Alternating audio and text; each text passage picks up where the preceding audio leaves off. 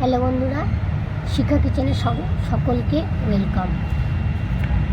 আমি আজকে চাউমিন বানাবো।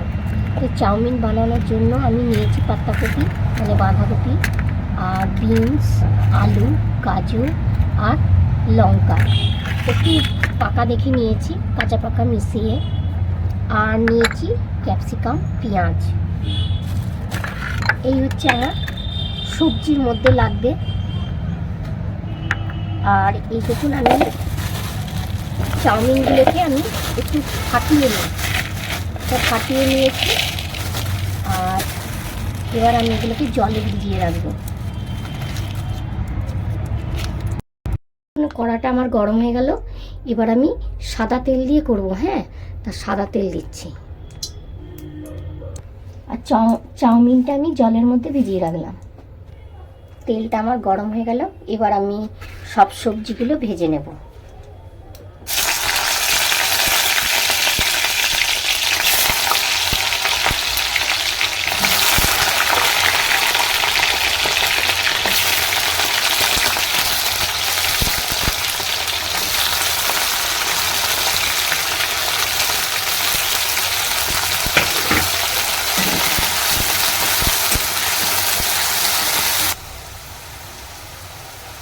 পেঁয়াজ দিলাম, ক্যাপসিকামটাও দিয়ে দিলাম, পাতাকপিটা আর একটু পরে দেবো, এখনই দিয়ে দেবো।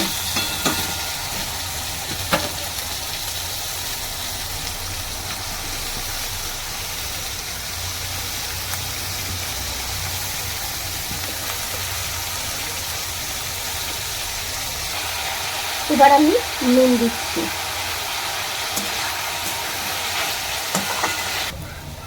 বন্ধুরা দেখুন, আমার এগুলো ভাজা হয়ে গেছে।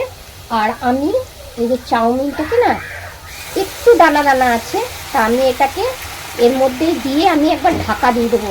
এটা ভাপে বেশ সুন্দর লাগে, জানেন তো খেতে, কারণ বেশি নরম না। দেখেন এমনি কিন্তু টুক করে ভেঙে যাচ্ছে, ওর জন্য আমি এটাকে একটুখানি এবার একটু ভালো করে নেড়ে মানে মিশিয়ে টিশিয়ে আমি ঢেকে দেবো। আর আমি চাউমিন না সবসময় ভেঙে নিই, আমার ওই গোটা গোটা ভালো লাগে না। অনেকে যাদের ভালো লাগে তারা কিন্তু গোটা দিতে পারেন। আজকাল বাচ্চারা তো বেশিরভাগ ওইগুলোই পছন্দ করে।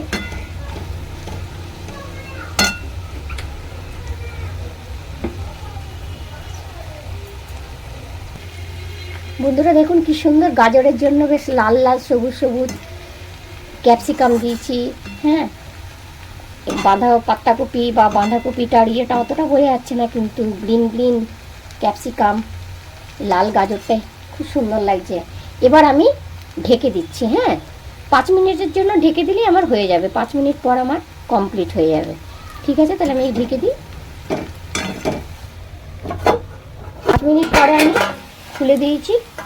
দেখুন আমার কিন্তু সব মোটামুটি ভালোই সেদ্ধ হয়ে গেছে।